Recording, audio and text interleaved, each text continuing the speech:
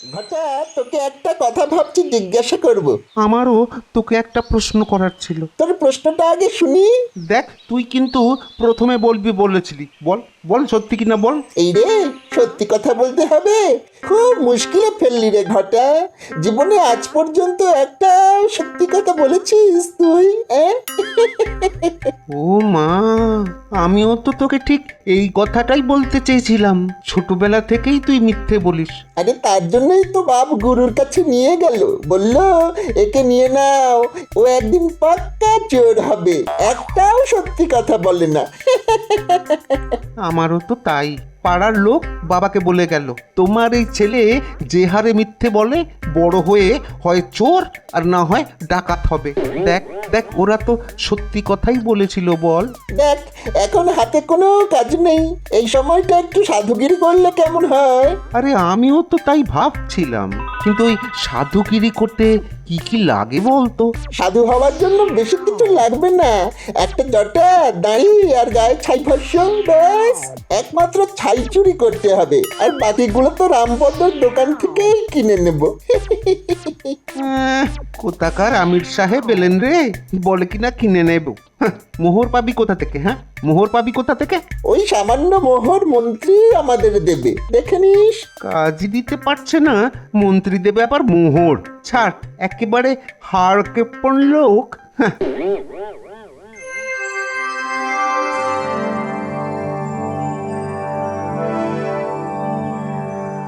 মহারাজ, আজ আপনাকে কেমন যেন মনমরা লাগছে।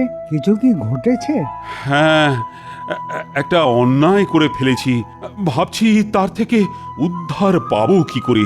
কি এমন অন্যায় করে ফেলেছেন যে আপনি এত উদ্বিগ্ন হয়ে আছেন? আসলে অনেক দেরি করে ফেলেছি তো, তাই ভাবছি। মানে, এর থেকে উদ্ধার পাওয়ার কোনো রাস্তা আছে কি? আগে শুনি, অবশ্য যদি আপনি বলতে চান তবেই বলবেন। আরে, তোমাদের বলবো না তো কাকে বলবো? আসলে কাল রাত্রে আমার স্বর্গত মাতৃদেবী আমার স্বপ্নে দেখা দিয়েছেন।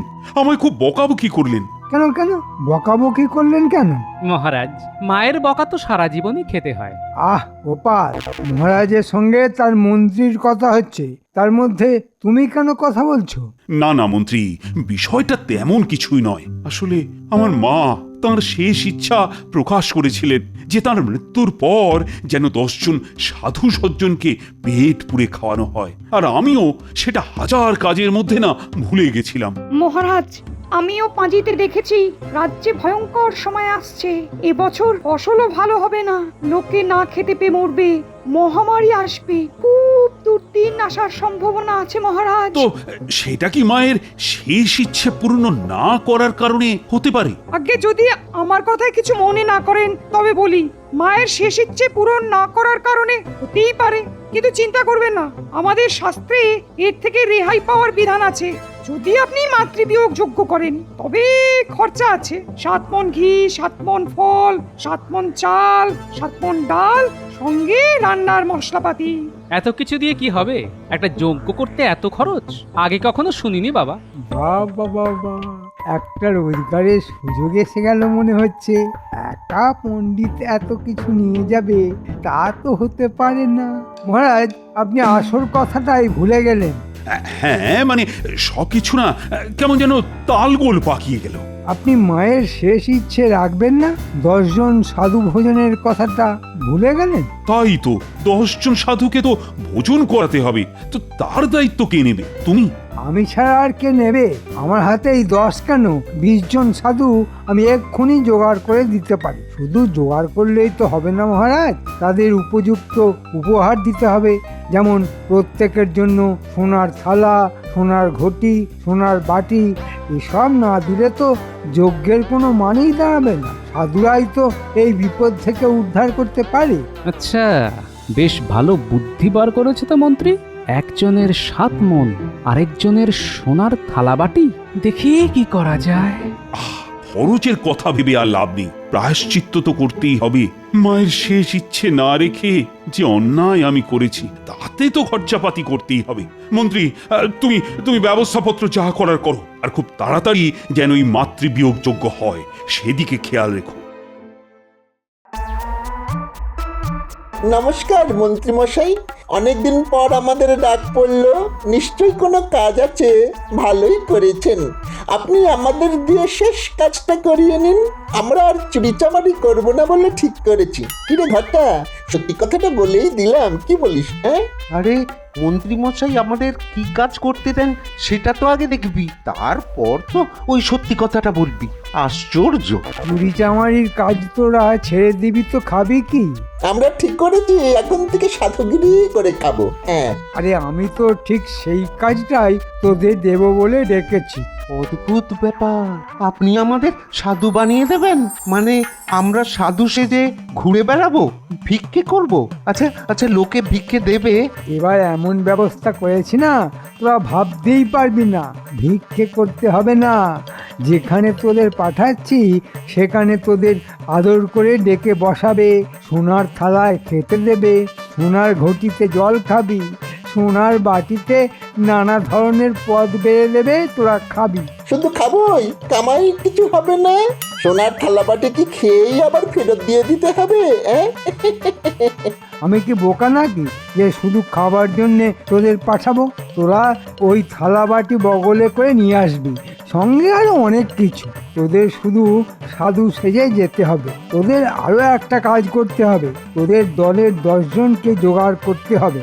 পারবি না? হ্যাঁ, সাধু সেজে এত রোজগার? তো এতদিন চুরি চামারি করলাম কেন? এটা পরে ভেবে দেখা যাবে। এখন 10 জন চোর জোগাড় কর, তাদের সাধু সাজিয়ে রাখবি। আমি বললেই তাদের নিয়ে রাজবাড়ি চলে যাবে, ওখানে একটা যজ্ঞ হবে। তোরা শুধু সাধু সাধু করে যাবে, এছাড়া আর কোনো কথা বলবি না, মনে থাকবে? আচ্ছা, সোনার থালা বাসনগুলো কি জঞ্জালে রেখে আসবো? পাগল হয়েছি? আমার বাড়িতে আগে জমা করবি, তারপর সেগুলি বেচে তোদের তার ভাগ দেব। সবাইকে সে কথাটা বলে দিবি, বুঝলি? হ্যাঁ, সেটা তো করতেই পারি, তবে আপনি যা সাধু পুরুষ, তাতে সোনা গলিয়ে পাথরও করে দিতে পারেন। এবার কিছু মোহর ছাড়ুন তো, নইলে নইলে ওই সাধুর জটা, কৌপিন, দাড়ি এসব কিনবো কোথা থেকে? হ্যাঁ, মোহর কি গাছ থেকে পড়ে রে? রামপদর দোকান থেকে ঝেড়ে দে, রাতে দোকানে কোনো লোক থাকে না। যা বাবা, সাধু হয়ে সাধুর পোশাক ঝেড়ে দেবো? কি আশ্চর্যের কথা!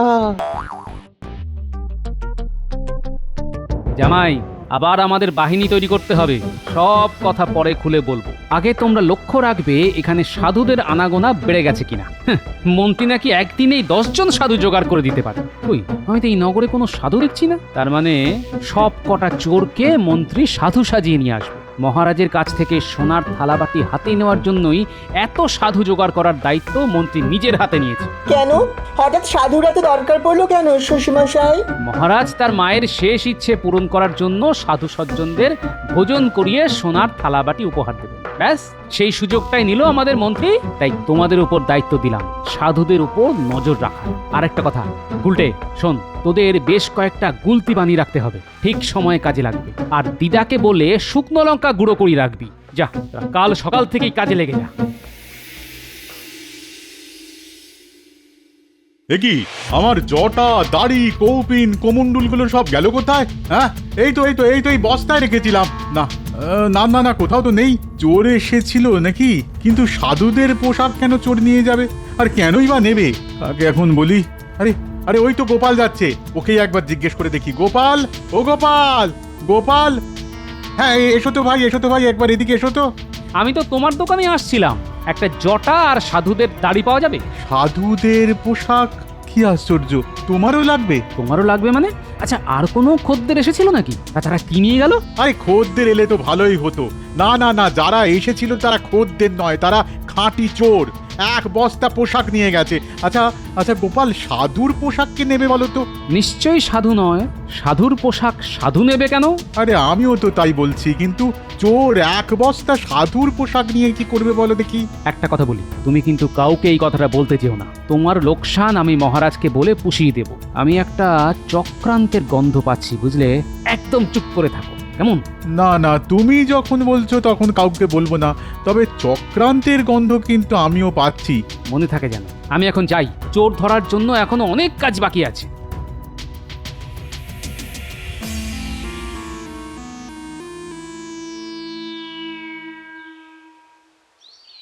আরে গোপালজি, তা এত সকালে আমার বাড়ি? না মানে একটা কথা সেদিন বলতে ভুলে গিয়েছিলাম। তা সেদিন ভুলে গেছিলে তো কি হয়েছে, আজ বলো। আসলে সেদিন মহারাজ যে স্বপ্ন দেখেছিলেন সেই স্বপ্ন কাল রাতে আমি দেখেছি। তোমার মা তোমাকে স্বপ্নে দেখা দিয়েছেন, এ তো খুব সুখের কথা। তা তোমার মা কি বললেন স্বপ্নে? আসলে মার চিতার মাটি আমার কাছে রাখা ছিল। মা স্বপ্নে বললেন, এগুলো রেখে আর কি করবি, মহারাজের যে মাতৃবিয়োগ যজ্ঞ হচ্ছে সেখানে আগুনে দিয়ে দিস, তাহলে আমার আত্মা শান্তি পাবে। মাতৃবিয়োগ যজ্ঞ সম্পর্কে তুমি কি জানো? আমি কি আর তোমার মতো জানি?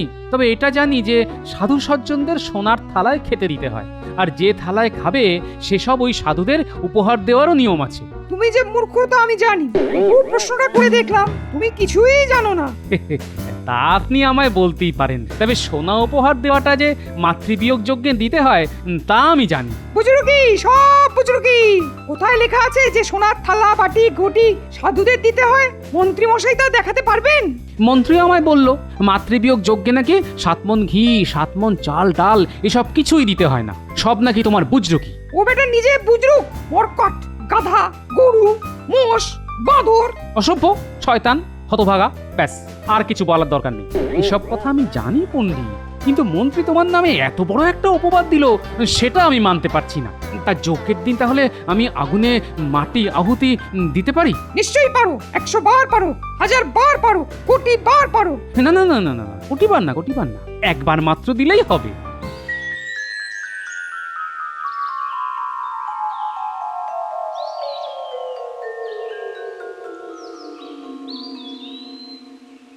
এই গুলটে, ওই দেখ দুটো সাধু এদিকেই আসছে রে, দেখেই মনে হচ্ছে চোর।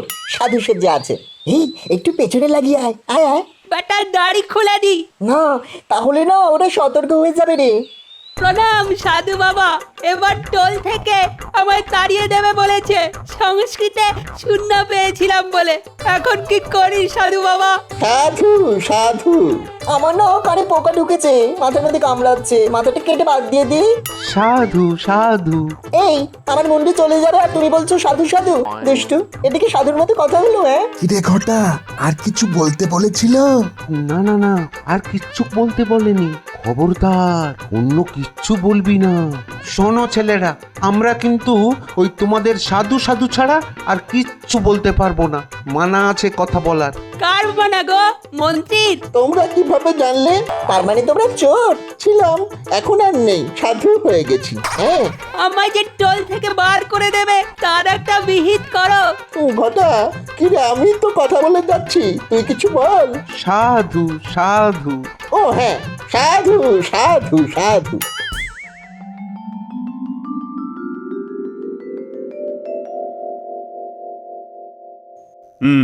তাহলে মন্ত্রী, তোমার সব ব্যবস্থা পাকা তো? কাল তাহলে মাতৃবিয়োগ যজ্ঞ হচ্ছে? আগে হ্যাঁ মহারাজ, সব কিছুর প্রস্তুতি নেওয়া হয়েছে। যাদের জন্য এত আয়োজন, তা সেই সাধু সজ্জনরা আশা করি এসে গেছেন। অনেকেই এসেছেন মহারাজ, দেখতে সাধুর মতন, তবে সজ্জন কজন তা বলতে পারছি না। তুমি কে হে বলার? যারা এসেছেন তারা দূর দেশ থেকে এসেছেন, কেউ কাশী, কেউ বা বারাণসী থেকে, শুনেছি হিমালয় থেকেও কেউ কেউ এসেছেন। মন্ত্রীমশাইয়ের কাজের কোনো ত্রুটি নেই। মাত্র দুদিনে এতজন সাধু কাশী হিমালয় থেকে এসেছেন, কি করে এলেন তা নিয়ে কোনো প্রশ্ন কিন্তু আমি করতে পারছি না। কাশী থেকেও এসেছেন, আবার বারাণসী থেকেও এসেছেন, এটাই বা কি করে সম্ভব হলো? সেটা আমার মাথায় ঢুকছে না মহারাজ। তোমার মোটা বুদ্ধির মাথায় এই ব্যাপারটা ঢুকবে না। আচ্ছা, তারা কি যোগ বলে উড়ে এসেছেন? নিশ্চয়ই তাই, নইলে এত তাড়াতাড়ি তারা এলেন কিভাবে? মনে হয় সোনার টানে। কি বিজ্ঞানী, তোমার কি মনে হয়? মাধ্যাকর্ষণ শক্তিকেও হার মানাতে পারে সোনার শক্তি, তীব্র তার আকর্ষণ। হ্যাঁ দেখলেন দেখলেন মহারাজ, বিজ্ঞানী কি সুন্দরভাবে এই বিষয়টা বুঝিয়ে দিল। বহুদিন পর বিজ্ঞানী একটা ভালো কথা বলে ফেলল।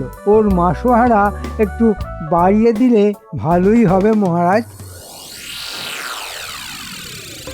আজ দুটো সাধুকে না পাপাত করে ধরেছিলাম, বেটারা একদম জালি। মুখে তো খালি সাধু সাধু বলে, তবে আমাদের সঙ্গে পারবে? বেটারা শিকারি করে নিল, যে মন্ত্রী তাদের কথা বলতে বারণ করেছে। কালকেই সব ফাঁস হয়ে যাবে। তবে হ্যাঁ, তোদের গুলি সব তৈরি আছে তো? আমাদের অস্ত্র শস্ত্র নিয়ে একদম চিন্তা করো না। তুমি বললেই বান মেরে মেরে ওই ভণ্ড সাধুদের জটা এমন ভাবে খুলে দেব যেন আর কোনোদিন জটাই না পড়ে। কিরে, সব তৈরি তো? তোদের লোকজন সব জটা দাড়ি লাগিয়ে নিয়েছে তো? আগে লাগিয়ে নিয়েছে। আজ কিন্তু একটা ব্যাপার ঘটেছে। কি আবার ঘটালি? তোদের কথাবার্তা শুনলেই না আমার বুক ধড়ফড় করে। না না না না না, তেমন কিছু নয়। আসলে ওই আজকে একটু কথা বলে ফেলেছিলাম কি না, এই আর কি। সর্বনাশ! কি কথা? ভিতরের কথা কাউকে বলিসনি তো? মাথা খারাপ, শুধু বলেছি আমরা চোর ছিলাম, এখন সাধু হয়ে গেছি। হ্যাঁ, তা এটা খারাপ কথা হবে কেন?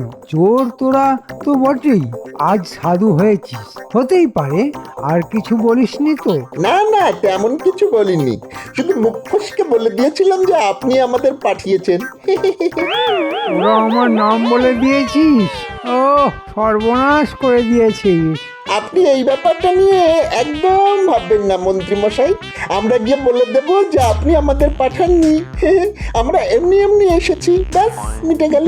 তোদের কে এত কথা কে বলতে বলেছিল বলতো? আর কাকে বলেছিস এসব কথা? ওই একটা ডেপো মতো বাচ্চা ছেলে, বেটাকে এমন সব উত্তর দিয়েছে না আর কখনো আমাদের প্রশ্ন করতেই সাহস পাবে না। হ্যাঁ, তোরা আমার সর্বনাশ করে দিলি রে। ওই ডেপো ছেলেটা মনে হচ্ছে গোপালের বাহিনীর কেউ হবে। তাহলে কাল একেবারে সকালে যজ্ঞ মণ্ডপের পিছনে যে গাছটা আছে তার ডালে বসে থাক গুলতি নিয়ে। আমি যেই সাধু সাধু বলে চেঁচিয়ে উঠবো, তোরা গুলতির গুলি ছুড়বি সাধুদের জটা লক্ষ্য করে, বুঝলি? মন্ত্রীর বড্ড বার বেড়েছে। দেবো এমন না, তখন বুঝবে। আমিও কিছু কম যাই না, কিন্তু কি করতে পারি? আচ্ছা, একটা বুদ্ধি মাথায় এসেছে। যজ্ঞের আগুনে এমন ধুনো দেব যে ওই ভণ্ড সাধুগুলি পালাবে। তারা যদি আসল সাধু হয় তাহলে এই ধুনো ঝাঁজ নিতে পারবে। যদি বেটারা মন্ত্রীর সাজানো হয় তবে তাদের পালাতেই হবে। দেখি কে জেতে। আজ যা একটা বুদ্ধি পার করেছি না, মন্ত্রীর 12টা বাজিয়ে তবে ছাড়বো। আচ্ছা গোপাল, ওই সোনার থালাবাটি কে নিয়ে যাবে? মন্ত্রী। ও যদি নেয় তাহলে কিন্তু 7 মণ চাল আর ডাল আমিও নেবো। অতটা নেই, আছে মাত্র 2 মণ করে। আমি মহারাজকে বলে কমিয়ে দিয়েছি। ভালোই করেছো। অন্ন নিয়ে অন্যায় করা ঠিক নয়। খেয়ে পড়ে আছি, চালাকি করতে গেলে হয়তো না খেতে পেয়ে মরবো।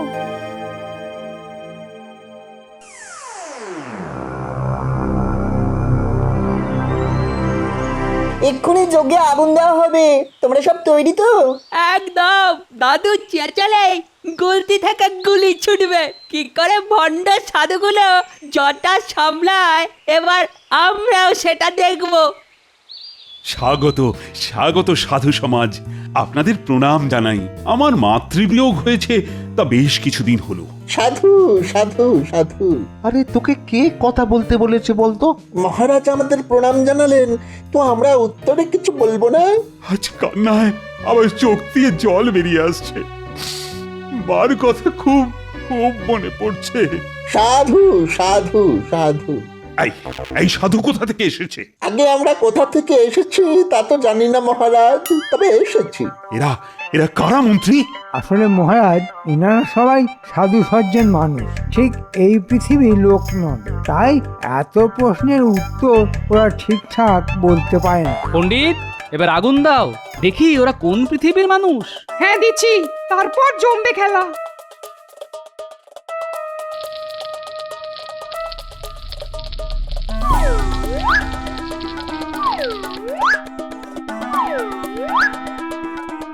বাপরে বাপরে বাপ, এই গোপালকে ছিটিয়েছে বলতো? ওরে বাবারে বাবারে বাবা, ওরে বাবারে। লঙ্কা ছাড়া আর কি হতে পারে? হ্যাঁ, চাও। এই রে এই রে, এই হাঁচি মারতে গিয়েছে আমার দাড়ি খুলে গেল।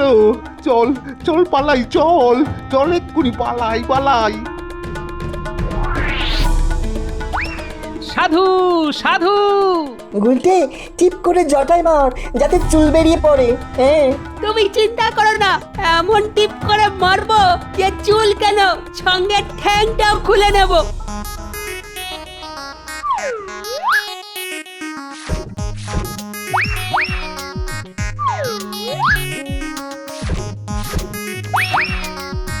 এরা সব শয়তান, সাজানো সাধু।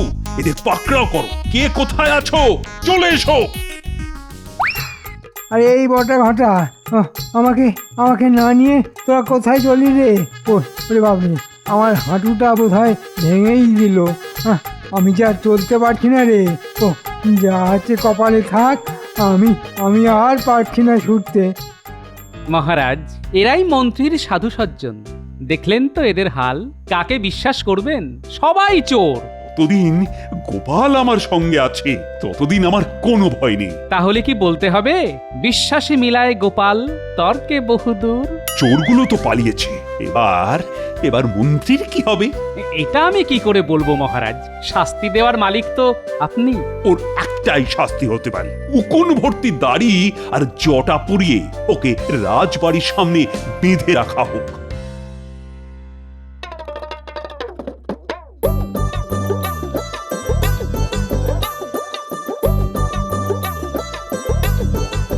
অনেক দূর থেকে এসেছি মা, একটু ভিক্ষে দাও। এই তোমরা সাধু সজ্জন মানুষ, কিন্তু এত বেলা এলে কি করে খাবার দেওয়া যায়?